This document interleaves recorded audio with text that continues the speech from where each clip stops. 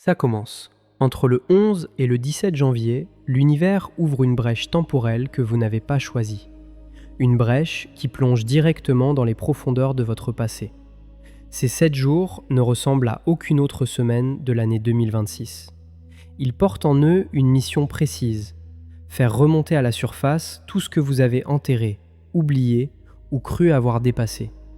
Mais attention, ce qui remonte n'est pas là pour vous détruire, c'est là pour vous libérer. Vous allez peut-être ressentir des émotions que vous pensiez avoir guéries depuis longtemps. Des souvenirs vont surgir sans prévenir. Des personnes du passé pourraient réapparaître, en pensée ou en réalité. Et vous vous demanderez pourquoi maintenant ? Pourquoi après tout ce temps ? La réponse est simple. Parce que vous êtes enfin prêt à regarder ces blessures en face. Non pas pour souffrir à nouveau, mais pour refermer définitivement ce qui n'a jamais été complètement cicatrisé. La configuration céleste de cette semaine est exceptionnelle.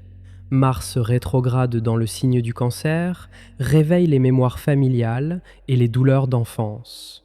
La Lune traverse des zones sensibles de votre thème natal et Mercure, à peine sorti de sa rétrogradation, laisse encore traîner des fils non résolus.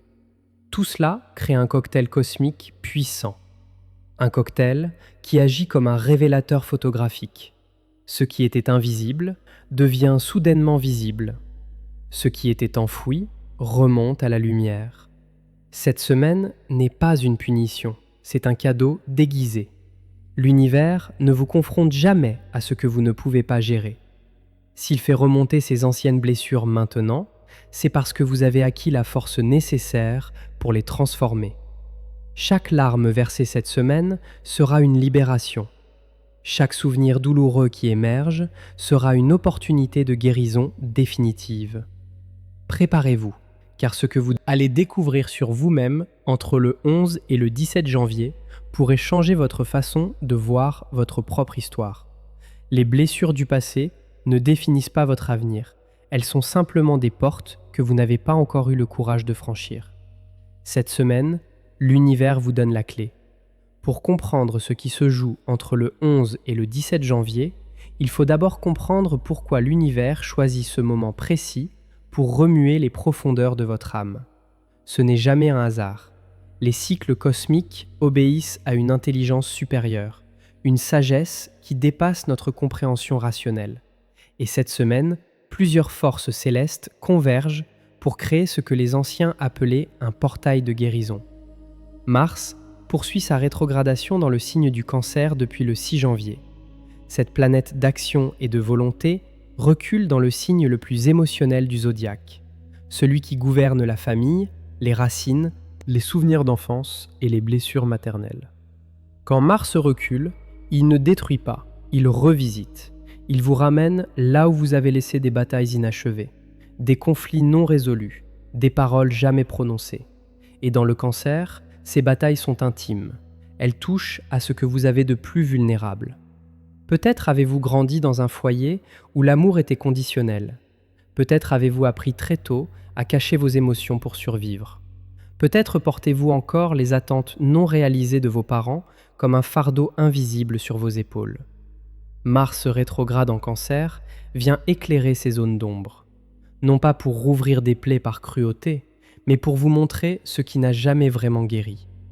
Il est essentiel de comprendre que ces mémoires ne sont pas des ennemis, elles sont des messagères.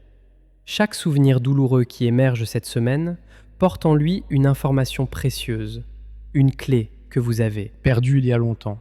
Ces fragments du passé reviennent parce qu'ils contiennent exactement ce dont vous avez besoin pour avancer. Votre inconscient sait parfaitement ce qu'il fait. Il ne vous envoie jamais plus que ce que vous pouvez porter. Le 13 janvier marque un tournant particulier. La Lune entre dans le signe du Scorpion et forme un trigone exact avec Mars rétrograde. Cette configuration est rare. Elle crée un tunnel direct entre votre conscient et votre inconscient. Ce jour-là, des rêves intenses pourraient vous visiter. Des flashbacks émotionnels pourraient surgir au milieu de la journée. Une chanson entendue par hasard pourrait vous ramener 30 ans en arrière en l'espace d'une seconde. Ce n'est pas votre esprit qui vous joue des tours, c'est l'univers qui vous parle à travers le langage des symboles. Cependant, il y a quelque chose que vous devez absolument comprendre. Les blessures qui remontent cette semaine ne sont pas nouvelles, elles ont toujours été là, tapis dans l'ombre, influençant silencieusement vos choix, vos relations, vos peurs. Vous avez simplement appris à vivre avec elles, à les contourner, à construire votre vie autour d'elles comme on construit une maison autour d'un arbre qu'on ne peut pas déplacer. Mais cette semaine, l'univers vous demande de regarder cet arbre, de reconnaître sa présence, et peut-être, pour la première fois, de décider consciemment ce que vous voulez en faire. La période entre le 14 et le 16 janvier sera particulièrement intense. Le Soleil en Capricorne forme un carré tendu avec Chiron en Bélier. Chiron, dans la mythologie grecque, était le guérisseur blessé, celui qui pouvait soigner tous les maux, sauf les siens. Ce carré cosmique illumine précisément cela, les blessures que vous avez aidé les autres à guérir alors que vous portiez les mêmes en silence, les conseils que vous avez donnés mais jamais appliqués à vous-même, les forces que vous montrez au monde, alors qu'à l'intérieur, une partie de vous se sent encore comme cet enfant fragile qui cherchait l'approbation. Vous pourriez ressentir une forme de fatigue inexplicable pendant ces jours, une envie de vous isoler, de pleurer sans raison apparente. Ce ne sont pas des signes de faiblesse, ce sont des signes de transformation.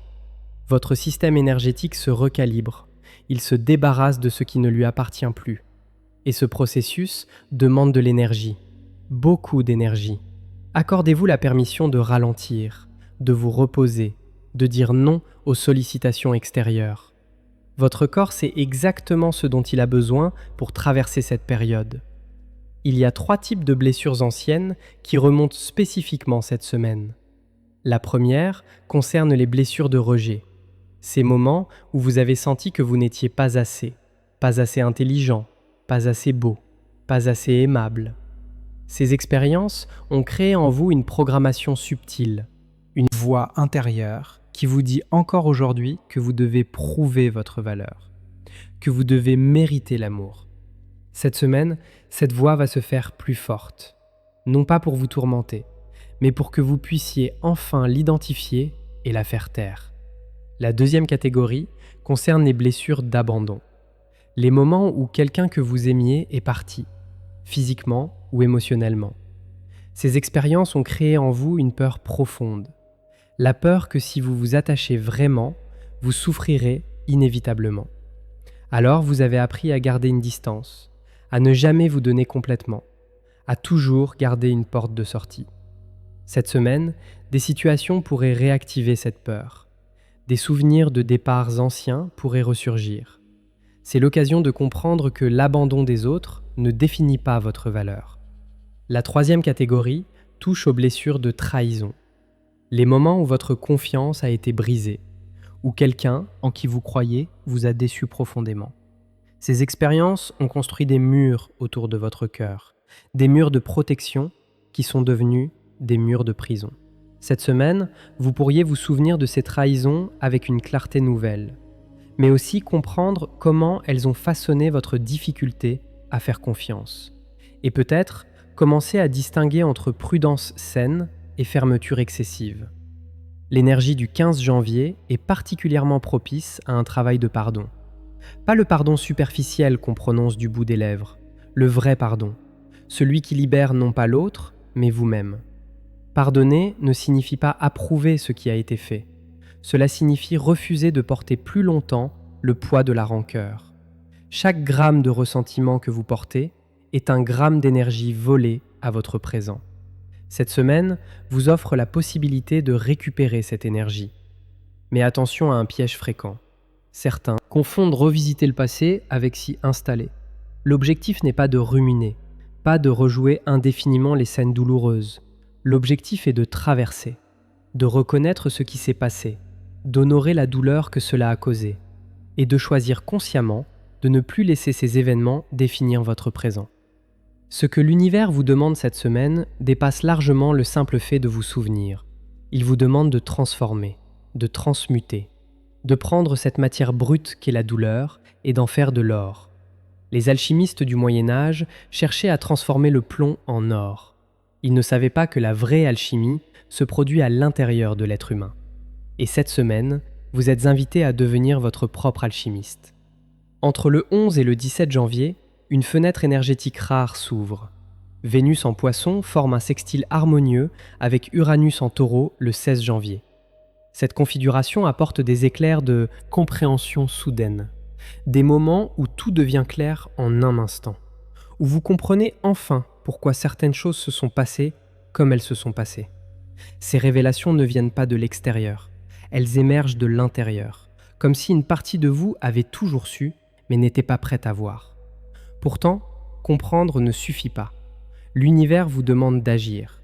Pas de grandes actions spectaculaires, des gestes simples mais puissants. Écrire une lettre à quelqu'un qui vous a blessé, même si vous ne l'envoyez jamais.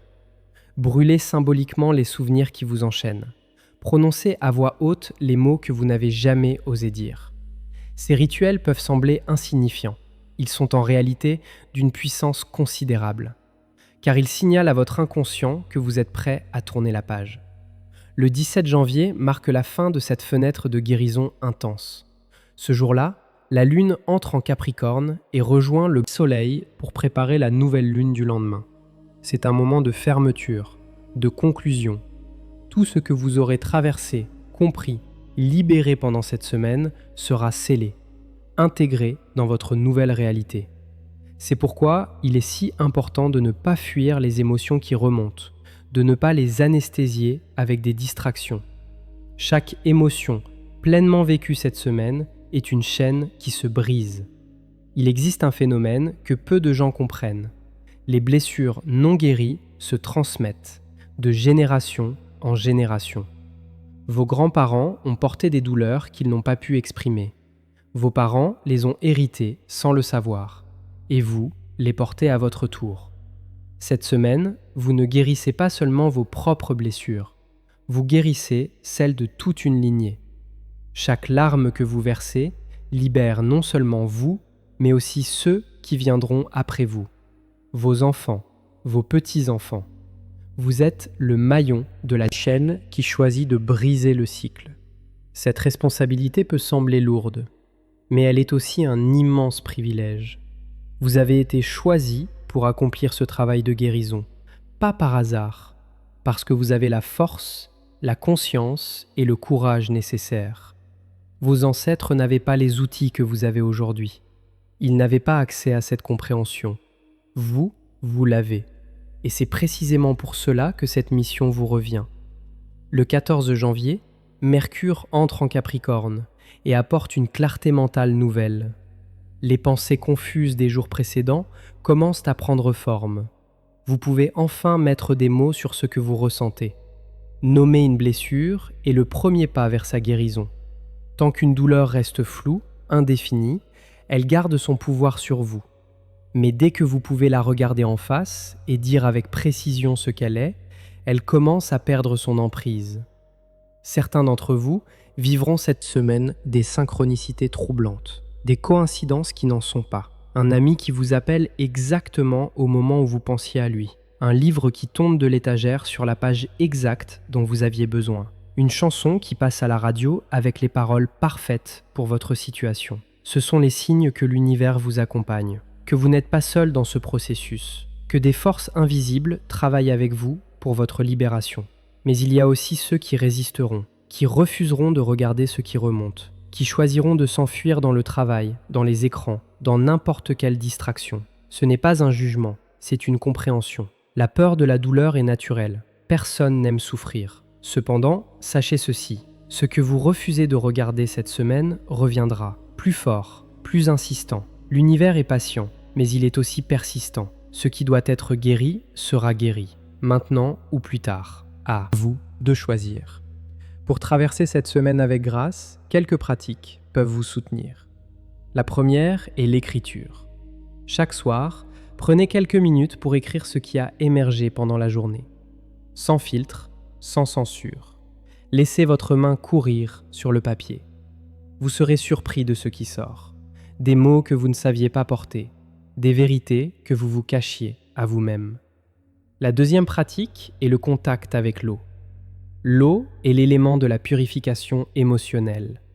Un bain chaud le soir, une douche consciente où vous visualisez l'eau emportant les énergies lourdes, même simplement boire plus d'eau que d'habitude. Votre corps est composé à 70% d'eau.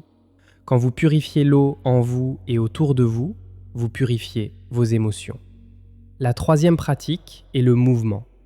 Les émotions bloquées créent des tensions physiques. Marcher dans la nature, danser seul dans votre salon, faire des étirements doux le matin. Le mouvement permet à l'énergie de circuler. Ce qui circule ne peut pas stagner. Ce qui ne stagne pas ne peut pas devenir toxique. La quatrième pratique concerne le sommeil. Pendant cette semaine, vos rêves seront particulièrement significatifs. Ils sont le langage de votre inconscient. Gardez un carnet près de votre lit. Notez vos rêves dès le réveil avant qu'ils ne s'effacent. Même les fragments, même ce qui semble absurde. Ces rêves contiennent des clés de guérison que votre esprit conscient ne peut pas encore voir. La cinquième pratique est celle du silence. Accordez-vous chaque jour quelques minutes de calme absolu, sans musique, sans écran, sans parole. Dans ce silence, votre âme peut enfin s'exprimer. Les réponses que vous cherchez ne viendront pas du bruit extérieur, elles viendront de cette tranquillité intérieure que vous cultivez consciemment. Il y a une vérité que cette semaine vous révélera si vous êtes attentif. Vous n'êtes pas vos blessures. Vous êtes celui qui observe les blessures. Vous êtes la conscience qui traverse l'expérience, pas l'expérience elle-même. Cette distinction peut sembler subtile, elle est en réalité fondamentale. Quand vous vous identifiez à vos blessures, vous devenez leur prisonnier. Quand vous les observez avec compassion, vous devenez leur guérisseur. Les jours qui suivront le 17 janvier seront différents. Vous vous sentirez plus léger, comme si un poids invisible avait été retiré de vos épaules. Des situations qui vous déclenchaient émotionnellement auparavant perdront leur charge. Des personnes qui avaient le pouvoir de vous blesser ne l'auront plus, non pas parce qu'elles auront changé, mais parce que vous aurez changé, parce que la blessure qu'elles touchaient n'existera plus de la même façon. Cette semaine est un cadeau enveloppé dans un papier qui ressemble à de la douleur. Mais à l'intérieur se trouve la liberté, la vraie liberté, celle de ne plus être esclave de votre passé, celle de pouvoir enfin choisir vos réactions au lieu de les subir, celle de regarder votre histoire avec gratitude plutôt qu'avec amertume. Car chaque blessure vous a aussi apporté quelque chose, une force, une compassion, une sagesse. Cette semaine, vous récoltez enfin les fruits de tout ce que vous avez traversé. La semaine du 11 au 17 janvier 2026 restera gravée dans votre mémoire. Non pas comme une semaine de souffrance, mais comme la semaine où vous avez enfin choisi de vous libérer, où vous avez regardé vos anciennes blessures non plus comme des ennemis, mais comme des messagères, des parties de vous qui attendaient depuis si longtemps d'être entendues, reconnues et finalement libérées. Rappelez-vous ceci, l'univers ne vous confronte jamais à ce que vous ne pouvez pas surmonter. Si ces blessures remontent maintenant, c'est parce que vous avez enfin la force de les transformer. Chaque émotion difficile que vous traverserez cette semaine est une porte qui s'ouvre. Chaque larme versée est une chaîne qui se brise. Chaque souvenir douloureux qui émerge est une invitation à la guérison définitive. Vous n'êtes plus la personne qui a été blessée il y a des années. Vous êtes devenu quelqu'un de plus fort, de plus sage, de plus conscient. Et cette semaine, vous allez enfin réclamer cette vérité. Vous allez cesser de vous définir par ce qui vous est arrivé et commencer à vous définir par ce que vous choisissez de devenir. Le 17 janvier, quand cette fenêtre cosmique se refermera, vous ne serez plus le même. Quelque chose en vous aura changé pour toujours. Un espace se sera ouvert. Un espace pour la joie, pour l'amour, pour tout ce que vous n'osiez pas accueillir tant que le passé occupait toute la place. Faites confiance au processus, faites confiance à l'univers et surtout, faites confiance à vous-même. Vous êtes prêt pour cette transformation. Si cette vidéo a touché votre cœur, si ces mots ont résonné avec quelque chose en vous, je vous invite à laisser un commentaire pour partager ce que vous ressentez. Votre témoignage peut aider quelqu'un d'autre qui traverse la même chose. Appuyez sur le bouton « J'aime » et abonnez-vous à cette chaîne si ce n'est pas encore fait. Chaque vidéo demande beaucoup de travail et de recherche. Votre soutien nous permet de continuer à créer ce contenu pour vous accompagner sur votre chemin spirituel. Prenez soin de vous et n'oubliez jamais, vous êtes plus fort que vos blessures.